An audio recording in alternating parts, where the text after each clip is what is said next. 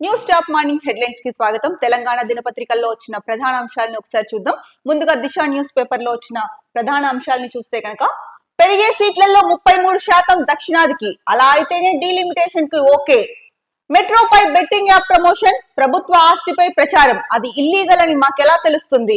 సినీ నటి అనన్య నాగల్లా. కత్తి వేరొకరికి ఇస్తే యుద్ధం నేను చేయాలా? నన్ను ఓడగొట్టి ఇంట్లో కూర్చోబెట్టిండ్రు కేసీఆర్. బెట్టింగ్ యాప్లతో జాగ్రత్త, ఐపీఎల్ సమయంలో వందలాది బెట్టింగ్ యాప్స్ సైట్స్. 10 ఏళ్లలో దేశ జీడీపీ రెట్టింపు. ఐఎంఎఫ్. సౌత్ స్టేట్స్ కు ప్రోత్సాహం కావాలి కేటీఆర్. ఉగాది తరువాత కేబినెట్ విస్తరణ వచ్చే నెల మొదటి వారంలో చేపట్టే ఛాన్స్. 357 ఇల్లీగల్ గేమింగ్ వెబ్సైట్లు బ్లాక్. బాలికపై బాబాయ్ అఘాయిత్యం. తప్పు మీదే కాదు మీదే, ఫీజు రియంబర్స్మెంట్ పై అసెంబ్లీలో మాటల యుద్ధం. 10,954 పోస్టులకు ఆర్థిక శాఖ క్లియరెన్స్. చెన్నైలో చంబల్ లోయ ముఠా మీటింగ్. లెజెండరీ బాక్సర్ ఫోర్మెన్ ఇక లేరు. వినోద్ కుమార్ శుక్లాకు జ్ఞాన్పీఠ్ అవార్డు. ప్రధాన అంశాలని వివరాల్లోకి వెళ్తే కనుక నిన్న అయితే కనుక చెన్నైలో దక్షిణాది రాష్ట్రాల సీఎంలు ప్రతినిధులతో అయితే కనుక, అంటే సీఎంలు అటెండ్ కాలేని పక్షంలో వాళ్ళ తరఫున కొంతమంది ప్రతినిధుల్ని పంపించారు. చెన్నైలో అయితే కనుక దక్షిణాది రాష్ట్రాలకు సంబంధించి సీఎంలతో మీటింగ్ జరిగింది. ముఖ్యంగా డీలిమిటేషన్ పైన ఈ మీటింగ్. దీనికి పశ్చిమ బెంగాల్ నుంచి మమతా బెనర్జీ లేదంటే ఆ పార్టీ నుంచి ఎవరు కూడా అటెండ్ అవ్వలేదు. మిగతా వాళ్ళు అయితే కనుక అటెండ్ అయ్యారు. దాని గురించి జరిగిన మీటింగ్ లో ఏం జరిగిందో ఒకసారి చూస్తే కనుక, పెరిగే సీట్లలో 33% దక్షిణాదికి ఇవ్వాలి, అలా అయితేనే డీలిమిటేషన్ కు ఓకే. లేదంటే ఇందిరా వాజ్పేయి ఫార్ములా ఫాలో అవ్వండి. కుదరకపోతే నిర్ణయాన్ని 25 ఏళ్లు వాయిదా వేయండి. ప్రోరేటా విధానంతోనూ మాకు అన్యాయమే. ప్రగతి సాధిస్తున్న సౌత్ స్టేట్స్ ను శిక్షిస్తున్న కేంద్రం. బీజేపీది జనాభా జరిమానాల విధానం. డీలిమిటేషన్ ప్రక్రియపై త్వరలోనే తెలంగాణ శాసనసభలో తీర్మానం. తదుపరి మీటింగ్ హైదరాబాద్ లోని భారీ బహిరంగ సభ. చెన్నై సదస్సులో సీఎం రేవంత్ రెడ్డి. నిన్న జరిగిన డీలిమిటేషన్ మీటింగ్ లో అయితే కనుక రేవంత్ రెడ్డి వ్యాఖ్యలు చేయడం జరిగింది. ముఖ్యంగా కేంద్ర ప్రభుత్వం డీలిమిటేషన్ ప్రక్రియ కనుక చేపడితే కనుక 33% అంటే 272 సీట్లు దక్షిణాది రాష్ట్రాలకు పంచితే నియోజకవర్గాల పునర్విభజనకు అంగీకరిస్తామని చెప్పేసి రేవంత్ రెడ్డి అన్నారు. ఒకవేళ జనాభా దామాషా ప్రకారం లెక్కిస్తే దక్షిణాది రాష్ట్రాలు భారీగా నష్టపోయే అవకాశం ఉందని కూడా రేవంత్ రెడ్డి తెలిపారు. ఈ క్రమంలోనే చెన్నైలో సీఎం స్టాలిన్ అధ్యక్షతన చేపట్టిన డీలిమిటేషన్ వ్యతిరేక సదస్సులో సీఎం రేవంత్ హాజరై ప్రసంగించారు. 1971లో జనాభా నియంత్రణకు దేశం నిర్ణయం తీసుకోగా దక్షిణాది రాష్ట్రాలు దాన్ని అమలు చేశాయని, కానీ ఉత్తరాది రాష్ట్రాలు ఆ విధానాన్ని అమలు చేయడంలో విఫలమయ్యాయన్నారు. దక్షిణాది రాష్ట్రాలు వేగంగా ఆర్థిక వృద్ధిని సాధించాయని, జీడీపీ, తలసరి ఆదాయం వేగంగా, ఉద్యోగాల కల్పన, మెరుగైన మౌలిక వసతుల కల్పన, సుపరిపాలన, సంక్షేమ కార్యక్రమాల నిర్వహణలో మంచి ప్రగతి సాధించాయని వివరించారు. దేశ ఖజానాకు దక్షిణాది రాష్ట్రాలు పెద్ద మొత్తంలో నిధులు ఇస్తుండగా తక్కువ మొత్తాలను అందుకుంటున్నాయని తెలిపారు. ఇక తమిళనాడు పన్నుల రూపంలో కేంద్రానికి రూపాయి చెల్లిస్తే 29 పైసలే తిరిగి పొందుతున్నారన్నారు.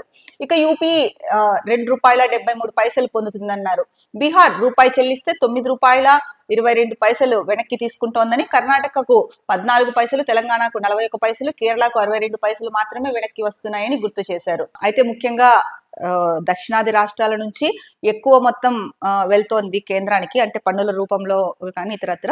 దక్షిణాది రాష్ట్రాల నుంచి కేంద్ర ప్రభుత్వంకి చెల్లిస్తున్నది ఎక్కువ, కానీ దక్షిణాది రాష్ట్రాలు తీసుకుంటున్నది మాత్రం చాలా తక్కువ.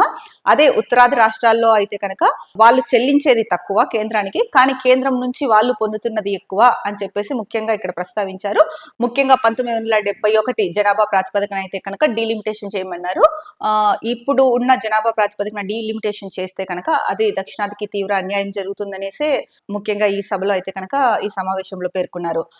లేదంటే కనుక అప్పట్లో ఇందిరాగాంధీ గారు, వాజ్పేయి గారు ఏదైతే ఫాలో అయ్యారో దాన్ని ఫాలో అవ్వండి అని చెప్పారు. ఏది ఏమైనప్పటికీ కూడా మొత్తానికి 33% సీట్లు దక్షిణాది రాష్ట్రాలకు పంచితేనే నియోజకవర్గ పునర్విభజనకు అంగీకరిస్తామని అయితే కనుక చెప్పారు. మరో వార్త చూసుకుంటే కనుక మెట్రోపై బెట్టింగ్ యాప్ ప్రమోషన్, ప్రభుత్వ ఆస్తిపై ప్రచారం, అది ఇల్లీగల్ అని మాకెలా తెలుస్తుంది? సినీ నటి అనన్య నాగల్లా ఆవిడ ఏం చెప్తున్నారో ముఖ్యంగా చూసుకుంటే కనుక, బెట్టింగ్ యాప్స్ ప్రమోషన్ కేసులో తనపై ఆరోపణలు వస్తున్న నేపథ్యంలో సినీ నటి Ananya Nagalla social media platform వేదికగా ఇన్స్టా వేదికగా స్పందించారు. ప్రభుత్వ ఆజమాయిషీలో పనిచేసే మెట్రోలో బెట్టింగ్ యాప్స్ ప్రమోషన్ చేస్తుంటే ఇల్లీగల్ అని తమకెలా తెలుస్తుందని ప్రశ్నించారు అనన్య.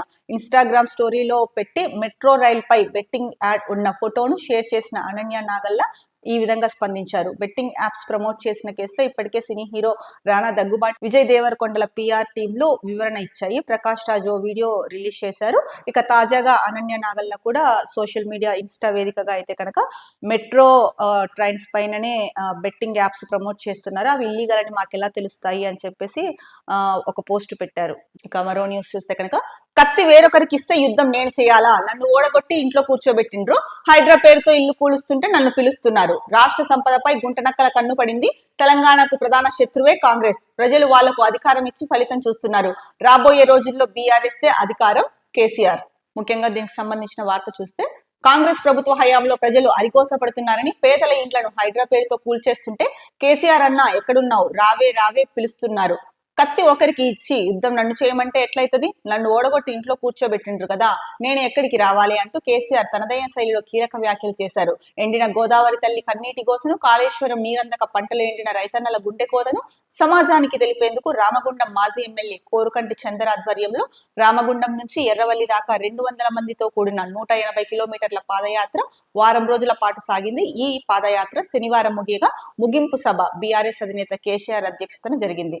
సో ఎవరైతే కనుక రామగుండం నుంచి చేపట్టారో పాదయాత్ర కోరుకంటి చందర్ ఆధ్వర్యంలో, అది 200 మందితో ఈ పాదయాత్ర అయితే కనుక చేశారు. వారం రోజుల పాటు 180 కిలోమీటర్లు పాదయాత్ర చేసి పాదయాత్ర శనివారం రోజు ముగిసింది. మొత్తానికి కేసీఆర్ ని కలిశారు. అక్కడ కేసీఆర్ మాట్లాడారనమాట. నన్ను ఓడగొట్టి ఇంట్లో కూర్చోబెట్టారు కదా, ఇప్పుడు హైడ్రా పేరుతో ఇల్లు కూలుస్తుంటే కేసీఆర్ రా రా అని పిలుస్తున్నారు, నేను చేంజ్ చేయాలి, కత్తి ఒకరికి ఇచ్చి యుద్ధం నన్ను చేయమంటే నేను ఎలా చేస్తా అన్నట్టు ఇండైరెక్ట్ గా ప్రజల మీద కూడా తన ఆగ్రహాన్ని వ్యక్తం చేసినట్టయితే కనుక తెలుస్తోంది ఈ మాటల్లో. అంటే ప్రజలు నన్ను ఓడించారు అన్న కోపం అయితే కనుక కేసీఆర్ లో కొంత కనిపిస్తోంది ఈ మాటల ద్వారా అన్నదైతే కనుక ఈ వార్తా కథనం ద్వారా కొంత తెలుస్తోంది స్పష్టంగా. ఏదేమైనా కూడా ఇప్పుడు ప్రజలకి ఎవరికి 10 ఏళ్ళు ముఖ్యమంత్రిగా చేశారు కేసీఆర్. 10 ఏళ్ళు ముఖ్యమంత్రిగా చేసినప్పుడు అంటే 2 టర్మ్స్ ముఖ్యమంత్రిగా కూర్చోబెట్టారు. ప్రజలు వాళ్ళకు కావాలనుకున్న వాళ్ళని ఎన్నుకున్నారు, అది ప్రజల స్వేచ్ఛ. అలాంటప్పుడు మళ్ళీ మిమ్మల్ని గెలిపించలేదు కదా అని చెప్పేసి, అంటే ఇండైరెక్ట్ గా అయినా సరే ప్రజల మీద మీ ఆక్రోశాన్ని చూపించకూడదు కదా.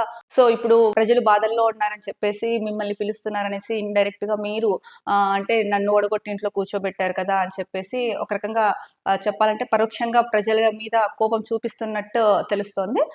ఇలా చేయడం కరెక్ట్ కాదు. ఎందుకంటే కనుక ప్రతిపక్షంలో ఉన్నా సరే అధికార పక్షంలో ఉన్నా సరే చేయాల్సింది రాజకీయ నాయకులు ప్రజల సమస్యల గురించి పట్టించుకోవడం, వాళ్ళకున్న సమస్యల్ని మీరు విపక్షంలో ఉంటే ప్రతిపక్షంలో ఉంటే అధికార పార్టీ దృష్టికి తీసుకెళ్లి వాటిపైన పోరాడి ఆ సమస్యలకి పరిష్కారం చూపించడం.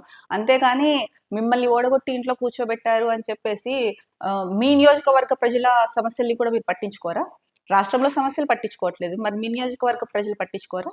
మీ నియోజకవర్గ ప్రజల సమస్యలైనా పట్టించుకోవాలి కదా కేసీఆర్ గారు. మీరు మాక్సిమం ముఖ్యమంత్రి అయ్యుండి ఇలాంటి వ్యాఖ్యలు ఎలా చేయగలుగుతారు? 2 టర్మ్స్ మీరు ముఖ్యమంత్రిగా చేశారు, బీఆర్ఎస్ పార్టీ అధ్యక్షులు, అలాగే మీరు ఒక ఎమ్మెల్యే, ఇన్ని 3 పాత్రలు పోషిస్తూ మీరు ఇలా మాట్లాడడం ఎంతవరకు సమంజసం? చిన్నపిల్లలు కాదు కదా కోపతాపాలకి పోయి కక్షలు కార్పణ్యాలు పెట్టుకోవడానికి. ప్రజలు బాధల్లో ఉన్నారంటే ప్రతిపక్షం స్పందించాలి, అప్పుడే ప్రజలు ఎవరేం చేస్తున్నారన్నది గుర్తిస్తారు. ఇప్పుడు కేటీఆర్, హరీష్ రావు వీళ్ళు ఫీల్డ్ లో ఉంటున్నారు, ప్రభుత్వం మీద అంటే ప్రజల సమస్యలు ముఖ్యంగా రైతుల సమస్యలు ఇవన్నీ చెప్తున్నారు, అధికార పార్టీని ప్రశ్నిస్తున్నారు. కాకపోతే ఏమవుతోంది, ఇక్కడ డైవర్ట్ అయిపోతుంది. ప్రజా సమస్యల కన్నా కూడా వ్యక్తిగతంగానే ఎక్కువ దూషణలకు దిగుతున్నారు. మనం వార్తా పేపర్లలో లేదా న్యూస్ ఛానల్స్ లో చూస్తున్నాము. ఎక్కువగా ప్రాబ్లమ్ ని స్టార్ట్ చేస్తారు, కానీ ఆ తర్వాత వ్యక్తిగత దూషణలకు దిగుతున్నారు. ఇది కూడా ఏమాత్రం కరెక్ట్ కాదు. ప్రజాస్వామ్యంలో ఉన్నాం మనము. ప్రజలు ఎన్నుకోబడితే ప్రజలు ఎవరినైతే ఎన్నుకుంటారో వాళ్ళే ముఖ్యమంత్రి అయినా అవుతారు, ప్రధానమంత్రి అయినా అవుతారు. మరి అలాంటప్పుడు మీరు అంటే మీకు ఓడించారు, మిమ్మల్ని ఓడించారు, బీఆర్ఎస్ పార్టీని ఓడించారు అని చెప్పేసి ప్రజల మీద అంటే ప్రజల సమస్యల్ని పట్టించుకోకుండా ఉండడం అయితే కనుక కరెక్ట్ కాదు. మరి మీరు ఈ వ్యాఖ్యలు చేయడం ద్వారా ఒక రకంగా అందుకనే కేసీఆర్ నియోజకవర్గానికి కానీ అసెంబ్లీకి కానీ లేకపోతే అసలు క్షేత్రస్థాయిలో పర్యటనలు కానీ చేయలేదు అన్న సంకేతాలు అయితే కనుక ప్రజల్లోకి వెళ్తున్నాయి. కొంతమంది ప్రజలు నిన్నైతే మాట్లాడుకున్నారు, ఏంటంటే అంటే మేము అంటే ప్రజలు ఎక్కువ ఓట్లేసి బీఆర్ఎస్ ని మళ్ళీ అధికారంలోకి తీసుకురాలేదని చెప్పేసి కేసీఆర్ పట్టించుకోవట్లేదా అని. ఇదివరకే మనం చెప్పుకున్నాము, గతంలో ఒక వార్తా కథనంలో ఇచ్చారు. అంటే నన్ను పట్టించుకోని ప్రజల గురించి నేనెందుకు పట్టించుకోవాలి అని చెప్పేసి ఒక వార్తాపత్రికలో అయితే కనుక కథనం వచ్చింది. ఇప్పుడు మీరు మాట్లాడే మాటలు చూస్తుంటే ఆ వార్త నిజమేనేమో అన్న అనుమానం కూడా కలుగుతోంది. బట్ ఏదేమైనా కూడా కేసీఆర్ గారు మీరు ఇలా చేయడం అయితే కనుక కరెక్ట్ కాదు. మీరు క్షేత్రస్థాయిలో పర్యటించాలి, ప్రజల సమస్యలు తెలుసుకోవాలి. ఆ ప్రజల సమస్యలు ఏవైతే ఉన్నాయో అది అధికార పక్షం తీరుస్తోందా లేదా, ఎక్కడ సమస్య తలెత్తుతోంది అని చెప్పి మీరు అసెంబ్లీ సెషన్స్ కి కూడా వెళ్ళాలి, అక్కడ చర్చించాలి, మీ వాదన గట్టిగా వినిపించాల్సిన అవసరం అయితే కనుక ఎంతైనా ఉంది. అంతేకాని ఇలా ఫామ్ హౌస్ లో ఉండి లేకపోతే ఇంట్లో ఉండి నాకెందుకులే అన్నట్టు మాత్రం వ్యవహరించడం ఏమాత్రం కరెక్ట్ కాదు. అందులో మీరు చాలా సీనియర్ నేత, మీ పైన చాలా మందికి నమ్మకం ఉంది, రెస్పెక్ట్ ఉంది, అన్ని ఉన్నాయి. కానీ మీరు చేతులారా ఇలాంటి వ్యాఖ్యలు చేయడం ద్వారా లేకపోతే క్షేత్రస్థాయిలోకి వెళ్ళకపోవడం ద్వారా స్థాయిని మీరే తగ్గించుకున్న వారు అవుతారు. ఇక 357 ఇల్లీగల్ గేమింగ్ వెబ్సైట్లు బ్లాక్, నిలిపివేసిన DGCA, 2400 బ్యాంకు ఖాతాలు అటాచ్, 126 కోట్లు ఫ్రీజ్, 700 విదేశీ ఈ గేమింగ్ కంపెనీలపై నజర్, 166 మ్యూల్ అకౌంట్లు బ్లాక్. అక్రమ ఆన్లైన్ గేమింగ్ వెబ్సైట్లపై కేంద్రం కొరడా జులిపించింది. విదేశాల నుంచి నడిపిస్తున్న 357 అక్రమ ఆన్లైన్ గేమింగ్ వెబ్సైట్లను GST ఇంటెలిజెన్స్ అధికారులు బ్లాక్ చేసినట్టు కేంద్ర ఆర్థిక శాఖ శనివారం వెల్లడించింది. 2400 బ్యాంకు ఖాతాలను అటాచ్ చేయడంతో పాటు 126 కోట్లను ఫ్రీజ్ చేసింది. సో ఏదేమైనప్పటికీ కూడా విదేశాల నుంచి నడిపిస్తున్న బెట్టింగ్ యాప్స్ ఏవైతే ఉన్నాయో అవి 357 అక్రమ ఆన్లైన్ గేమింగ్ వెబ్సైట్స్ ఏవైతే ఉన్నాయో వాటిని అయితే కనుక కేంద్ర ప్రభుత్వం నిలిపివేసింది. GST ఇంటెలిజెన్స్ అధికారులు బ్లాక్ చేసినట్లు కేంద్ర ఆర్థిక శాఖ తెలిపిందని చెప్పేసి ఇక్కడ ముఖ్యంగా వార్త ఇచ్చారు. సో 2400 బ్యాంకు ఖాతాలను అటాచ్ చేయడంతో పాటు 126 కోట్ల రూపాయలను అయితే కనుక ఫ్రీజ్ చేసింది. సో ఏదేమైనా కూడా ఒక రకంగా చెప్పాలంటే దీనికి ఆర్జులు సజ్జనార్ గారు అనే చెప్పొచ్చు. సజ్జనార్ గారు ఏదైతే సామాజిక మాధ్యమాల ద్వారా ఈ బెట్టింగ్ యాప్స్ ప్రమోట్ చేయడం వల్ల చాలా మంది ఆత్మహత్యలకు పాల్పడుతున్నారు, ఇది కరెక్ట్ కాదు అనేసి సామాజిక మాధ్యమాల ద్వారా ఉద్యమం చేపట్టారో అది ఈ రోజున ఒక పెద్ద స్థాయిలో కేంద్రం వరకు కూడా వెళ్ళింది అని చెప్పొచ్చు. కేంద్రం కూడా ఈ బెట్టింగ్ యాప్స్ ప్రమోట్ చేస్తున్న వాళ్ళపై అలాగే విదేశీ యాప్స్ ఏవైతే ఉన్నాయో ఇల్లీగల్ గా మన దేశంలో వాళ్ళ బెట్టింగ్ యాప్స్ ని ప్రమోట్ చేస్తున్నాయో వాటిపైన కూడా కొరడా జులిపించింది. మొత్తానికైతే కనుక ఎవరైతే బెట్టింగ్ యాప్స్ ప్రమోట్ చేస్తున్నారో వాళ్ళందరూ అలర్ట్ అయ్యి ఇప్పటికే చాలా మంది అలర్ట్ అయ్యారు. ఇప్పుడు కేంద్రం కూడా రంగంలోకి దిగడంతో మరింత అలర్ట్ అవుతున్నారు. ఏదేమైనా కూడా సజ్జనార్ గారు చేసిన కృషి అయితే కనుక ఫలిస్తోంది. చాలా మంది ఈ బెట్టింగ్ యాప్స్ బారిన పడకుండా కాపాడుతున్నారని చెప్పొచ్చు సజ్జనార్ గారు. ఇక బాలికపై బాబాయ్ అఘాయిత్యం, బాధితురాలి తల్లితోనూ వివాహేతర సంబంధం, ఆమె ప్రోద్బలంతోనే మైనర్ పై పలుమార్లు లైంగిక దాడి, గర్భం దాల్చడంతో తొర్రూరులోని ప్రైవేట్ ఆసుపత్రిలో అబార్షన్, చైల్డ్ లైన్ విచారణలో వెలుగులోకి సంచలన నిజాలు. అసలు ఏం చేయాలండి ఇట్లాంటి వాళ్ళని? బాలిక పైన బాబాయ్ అఘాయిత్యం, ఆమె తల్లితో ఆ పాప తల్లితో కూడా అతని వివాహేతర సంబంధం పెట్టుకొని ఆమెకు కూడా కొంచెమైనా సిగ్గు లేదా అండి? మీరు ఒక మహిళ కదా, కొంచెం కూడా బుద్ధి లేదా? నీ కూతురు పైన నీతో సంబంధం ఉండి నీ కూతురు పైన తను లైంగిక దాడి చేస్తుంటే మీరు ఎలా సహకరిస్తారు? మీరు ఆడవాళ్ళేనా? అసలు ఏదన్నా ఉంటే మీరు చూసుకోవాలి. నీ కూతుర్ని బలి చేస్తావా? నువ్వు మనిషివేనా? అసలు మీలాంటి కొంతమంది వల్లనే ఆడవాళ్ళ పేరు ప్రతిష్టలు ఇదవుతున్నాయి. మీరేదో అయ్యింది అయిపోయింది, మీరు చూసుకోండి, మీరు వెళ్ళిపోండి. నీ కూతుర్ని బలి చేస్తున్నావు, కొంచెమన్నా నీకు మానవత్వం లేదా, బుద్ధి లేదా, సిగ్గు లేదా? మొన్నేమో అలహాబాద్ హైకోర్టు ఒక తీర్పు ఇచ్చింది, దానిపైనే మహిళా సంఘాలు మండిపడుతున్నాయి. ఇట్లాంటి సమయంలో నీ కూతుర్ని కూడా నువ్వు అంటే నీ ప్రోద్బలంతోనే మైనర్ పై పలుమార్లు లైంగిక దాడి అని పిల్ల బాబాయ్ పలుమార్లు లైంగిక దాడి చేశారు మీ ప్రోద్బలంతోనే అని చెప్తున్నారు. మీకు ఆయనతో వివాహేతర సంబంధం ఉంది, మీరు ఏడన్నా పోండి. ఆ అమ్మాయి జీవితం ఎందుకు నాశనం చేస్తున్నారు? ప్రెగ్నెంట్ అయింది, అబార్షన్ కూడా చేయించారు. అసలు మీకేమి ఏ మాత్రమే కానీ కొంచెం కూడా కన్న తల్లి అన్న ఇది కూడా లేదా నీకు? సాటి మహిళగా కాకపోయినా కన్న తల్లిగా కూడా నీకు ఏమనిపించలేదా? ఎందుకండి ఇలాంటివి? చైల్డ్ లైన్ విచారణలో ఈ విషయాలన్నీ కూడా వెలుగులోకి వచ్చాయని చెప్తున్నారు. అసలు ఇలాంటి వాళ్ళని ఏం చేసినా కూడా పాపం లేదు. ఇక ఉగాది తర్వాత కేబినెట్ విస్తరణ ఉంటుందని చెప్పేసి ఒక వార్త అయితే కనుక ఇచ్చారు. వచ్చే నెల మొదటి వారంలో చేపట్టే ఛాన్స్. అసెంబ్లీ లాబీల్లో అయితే కనుక ఊహాగానాలు, అంటే ఉగాది తర్వాత కేబినెట్ విస్తరణ ఉండొచ్చు అని చెప్పేసి ఊహాగానాలు అయితే కనుక వెలువడుతున్నాయి. ఇక నాకు మంత్రి పదవి ఖాయం అని చెప్పేసి రాజగోపాల్ రెడ్డి చెప్తే, ఏ శాఖ ఇచ్చినా కష్టపడి పని చేస్తా అని చెప్పేసి సుదర్శన్ రెడ్డి అంటున్నారు. ఇక మల్రెడ్డి అయితే గ్రేటర్ హైదరాబాద్ కు ప్రాధాన్యం ఇవ్వాలి అని చెప్పేసి చెప్తున్నారు. ఇక ఓవరాల్ గా చూసుకుంటే కనుక ఉగాది తర్వాత కేబినెట్ విస్తరణ ఉంటుంది అని అయితే కనుక చాలా మంది ఆశావహుల్లో అయితే ఊహాగానాలు వెలువడుతున్నాయి అని చెప్పొచ్చు. ఇక నిన్న అసెంబ్లీలో అయితే కనుక తప్పు మీదండి వద్దంటే మీది అని చెప్పేసి ఫీజు రియంబర్స్మెంట్ పైన మాటల యుద్ధం జరిగింది. బీఆర్ఎస్ హయాంలో 4,341 కోట్లు పెండింగ్ పెట్టారు. దశల వారీగా వాటిని క్లియర్ చేస్తున్నామని చెప్పి మంత్రి సీతక్క అన్నారు. అయితే రాష్ట్రం ఏర్పడే నాటికి 2,000 కోట్ల రూపాయలు బకాయిలు ఉన్నాయి, మా ప్రభుత్వంలో వాటిని చెల్లించామనేసి హరీష్ రావు చెప్పారు. సో ఎవరు ఏది చేసినా కూడా ఇప్పుడు బకాయిలు బీఆర్ఎస్ ప్రభుత్వం హయాంలోనూ బకాయిలు ఉన్నాయి, మేము చెల్లించామని చెప్పేసి హరీష్ రావు చెప్తున్నారు 2,000 కోట్లు అని. సో అప్పుడు స్టేట్ డివైడ్ అయిన తర్వాత అధికారంలోకి వచ్చింది బీఆర్ఎస్ పార్టీయే కాబట్టి అప్పుడు ఏముంటే అవి చెల్లించాల్సిన బాధ్యత ఉంది, చెల్లించారు. సో మీరు 2 టర్మ్స్ బీఆర్ఎస్ పాలించింది, 2 టర్మ్స్ పాలించి కూడా ఫీజు రియంబర్స్మెంట్ బకాయిలు 4,341 కోట్లు పెండింగ్ ఉన్నాయి అని చెప్పి చెప్తున్నారు బీఆర్ఎస్ హయాంలో. వాటిని దశల వారీగా క్లియర్ చేస్తున్నామని చెప్పారు. మరి మీరు దిగిపోతూ అధికారం నుంచి మరి 4,341 కోట్లు పెండింగ్ పెట్టడం అయితే కనుక అది చాలా ఎక్కువ అమౌంట్. మరి అంత ఎందుకు బకాయిలు పెట్టారు? ఆర్థిక వృద్ధి బాగుంది, ఆర్థిక పురోగతి బాగుంది, అంత బాగుంది అని చెప్పారు కదా, మరి అంత ఎందుకు పెండింగ్ పెట్టాల్సి వచ్చింది? దానికి ఆన్సర్ చెప్పాల్సిన అవసరం అయితే ఉంది కదా. మేము మా ప్రభుత్వంలో అంటే రాష్ట్రం ఏర్పడే నాటికే 2,000 రూపాయలు బకాయిలు ఉన్నాయి, మేము వాటిని క్లియర్ చేసాము అని చెప్తున్నారు. మంచిది, క్లియర్ చేశారు. కానీ అప్పుడు రాష్ట్రం డివైడ్ అయింది. డివైడ్ అయిన తర్వాత కొద్ది రోజులు కాంగ్రెస్ పాలన జరిగిన తర్వాత జరిగిన ఎలక్షన్స్ లో అయితే కనుక మీరే కదా చేసింది, అంటే పరిపాలించింది మీరే కదా. మరి అలాంటప్పుడు మీరే క్లియర్ చేయాలి. మరి 2 టర్మ్స్ చేశారు, అంటే 10 ఏళ్ళు పాలించింది బీఆర్ఎస్ ప్రభుత్వం. మరి అయినా కూడా 4,000 పైచిలకు పెట్టారు, 4,000 పైచిలకు కోట్ల రూపాయలు పెండింగ్ పెట్టారు అంటే మరి అంత ఎందుకు పెండింగ్ పెట్టాల్సి వచ్చింది? మరి ఇది మీరే ఆలోచించుకోవాలి. ఇప్పుడు మీరు చెప్పేదానికి దానికి ఎక్కడ లాజిక్ అయితే కుదరట్లేదు. మరో ముఖ్యమైన వార్తాపత్రిక చూసుకుంటే వెలుగు. కమిషన్లు రావని మీరు రోడ్లు వేయలే, బీఆర్ఎస్ నేతలపై మంత్రి కోమటిరెడ్డి ఫైర్. 10 ఏళ్లలో కంటే 15 నెలల్లోనే ఎక్కువ రోడ్ల అభివృద్ధి, ఇప్పటి వరకు 4,000 కోట్ల విలువైన పనులు శాంక్షన్, పీపీపీ మోడల్ ప్రపోజల్ లేదు. హ్యామ్ మోడల్లోనే రోడ్ల డెవలప్మెంట్, రోడ్లను పట్టించుకోకుండా గత మంత్రి చండీ యాగాలపైనే ఫోకస్. 7 ఏళ్ల నుంచి ఉప్పల్ ఫ్లైఓవర్ కూడా పూర్తి చేయలేదు. బుకాయించడంలో బీఆర్ఎస్ నేతలు పర్ఫెక్ట్ అని కామెంట్. మంత్రి వెంకటరెడ్డి చెప్పేవన్నీ అబద్ధాలే బీఆర్ఎస్ నేతలు. అసెంబ్లీ క్వశ్చన్ అవర్ లో రోడ్లపై వాడి వేడి చర్చ. నిన్న అసెంబ్లీలో క్వశ్చన్ అవర్ లో అయితే కనుక ఒక చర్చ జరిగింది, ముఖ్యంగా రోడ్ల పైన.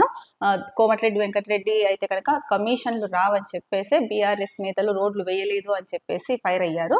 అయితే 10 ఏళ్లలో కంటే కూడా 15 నెలల్లోనే ఎక్కువ రోడ్లను అభివృద్ధి చేశాము మా ప్రభుత్వ హయాంలో అని చెప్పేసి కోమటిరెడ్డి చెప్పడం జరిగింది. మేము పీపీపీ మోడల్ ప్రపోజల్ అయితే కనుక లేదు, హ్యామ్ మోడల్లోనే రోడ్లను డెవలప్ చేస్తాము, రోడ్లను పట్టించుకోకుండా గత మంత్రి చండీ యాగాలపైనే ఫోకస్ చేశారు అని కూడా అంటున్నారు కోమటిరెడ్డి. ఇక 7 ఏళ్ల నుంచి ఉప్పల్ ఫ్లైఓవర్ కూడా పూర్తి చేయలేకపోయారు అని చెప్పారు. ఇవన్నీ అంటే ఏవైతే పనులు ఉన్నాయో అభివృద్ధి పనులు, వాటిని చేయకోకుండా వాటిని బుకాయించడంలో మాత్రం చాలా పర్ఫెక్ట్ గా ఉంటారు బీఆర్ఎస్ నేతలు అని అయితే ఎద్దేవా చేశారు. ముఖ్యంగా ఈయన మాట్లాడిన మాటలు ఏవైతే ఉన్నాయో కోమటి వెంకటరెడ్డి, ఇవన్నీ కూడా అబద్ధాలే అని చెప్పేసి బీఆర్ఎస్ నేతలు అయితే కనుక అనడం జరిగింది. ఇక డీలిమిటేషన్ గురించి మనం ఇందాకనే మాట్లాడుకున్నాము. అయితే 25 ఏళ్ల దాకా డీలిమిటేషన్ వద్దు, జనాభా ప్రాతిపదికన చేపడితే ఒప్పుకోము, చేస్తే ఎంపీ సీట్ల సంఖ్యను మార్చొద్దు, హద్దులే మార్చాలి అని చెప్పేసి ముఖ్యంగా చెప్పడం జరిగింది. 25 ఏళ్ల వరకు అయితే కనుక డీలిమిటేషన్ వద్దు, ఒకవేళ చేపడితే కనుక చేస్తే ఎంపీ సీట్ల సంఖ్యను మార్చొద్దు, హద్దులే మార్చాలి, జనాభా ప్రాతిపదికన ఇప్పుడున్న జనాభా ప్రాతిపదికన చేస్తే మాత్రం ఒప్పుకోమని చెప్పేసి కరాఖండిగా చెప్పారు. అయితే ఇక్కడ ముఖ్యంగా తమిళనాడు సీఎం స్టాలిన్ అయితే కనుక న్యాయం జరిగే వరకు ఈ పోరాటం ఆగదు అని చెప్పారు. ఇక పినరై విజయన్ కేరళ సీఎం అయితే కనుక దక్షిణాది రాష్ట్రాలకు ఇది డేంజర్ బెల్ అని చెప్పారు. ఇక సీట్ల సంఖ్యను తగ్గించుకోబోము అని చెప్పేసి కర్ణాటక డిప్యూటీ సీఎం శివకుమార్ గారు అయితే చెప్పారు. ఇక ఉత్తరాదిన సీట్లు పెరిగినా మాకు అన్యాయమే జరుగుతుంది అని చెప్పేసి పంజాబ్ సీఎం భగవంత్ సింగ్ మాన్ అయితే కనుక చెప్పడం జరిగింది. ఇక మరో న్యూస్ చూసుకుంటే 10,953 గ్రామ పాలనాధికారి పోస్టులు మంజూరు, ఉత్తర్వులు జారీ చేసిన ఆర్థిక శాఖ. జీపీఓలకు ఇప్పటికే 6,000 మంది పాత వీఆర్ఓ వీఆర్ఏల ఆప్షన్స్, మిగిలిపోయిన పోస్టులకు డైరెక్ట్ రిక్రూట్మెంట్ లో నింపే ఛాన్స్. గ్రామాల్లో ఇక రెవెన్యూ సేవలు. సో మొత్తానికి అయితే కనుక 10,953 గ్రామ పాలనాధికారి పోస్టులను మంజూరు చేస్తున్నారు. దీనికి సంబంధించి ఉత్తర్వులు కూడా ఆర్థిక శాఖ జారీ చేసింది. అయితే జీపీఓలకు ఇప్పటికే 6,000 మందికి పాత వీఆర్ఓ వీఆర్ఏల ఆప్షన్స్ కూడా ఇచ్చారు అని చెప్తున్నారు. ఇక మిగిలిన పోస్టులు ఏవైతే ఉన్నాయో వాటిని డైరెక్ట్ రిక్రూట్మెంట్ లో భర్తీ చేసే అవకాశం ఉందని కూడా చెప్తున్నారు.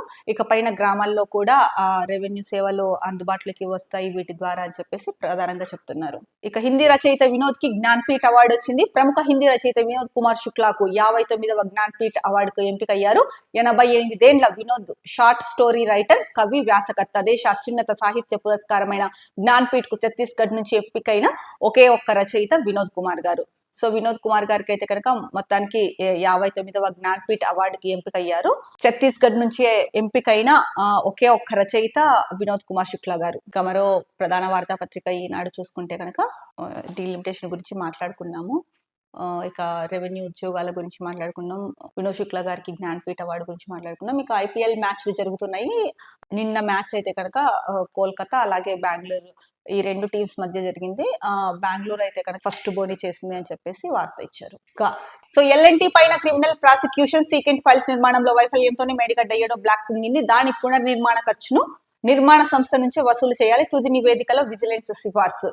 మేడిగడ్డ ఏడో బ్లాక్ కుంగిపోయిన విషయం మనకు తెలుసు. దీనిపైన విజిలెన్స్ కమిషన్ అయితే కనుక ఒక నివేదిక తయారు చేసింది. దీంట్లో ముఖ్యంగా చెప్పింది ఏంటంటే సీకెంట్ ఫైల్స్ నిర్మాణంలో వైఫల్యంతోనే మేడిగడ్డ ఏడో బ్లాక్ కుంగిపోయింది. సో దాని పునర్నిర్మాణానికి అయ్యే ఖర్చును నిర్మాణ సంస్థ ఏదైతే ఉందో దాని నుంచే వసూలు చేయాలి అని చెప్పేసి తుది నివేదికలో విజిలెన్స్ అయితే కనుక సిఫార్సు చేసింది. సో ఎల్ఎన్టీ పైన అయితే కనుక క్రిమినల్ ప్రాసిక్యూషన్ కూడా ఉంది అని చెప్పేసి ఇక్కడ వార్త ఇచ్చారు.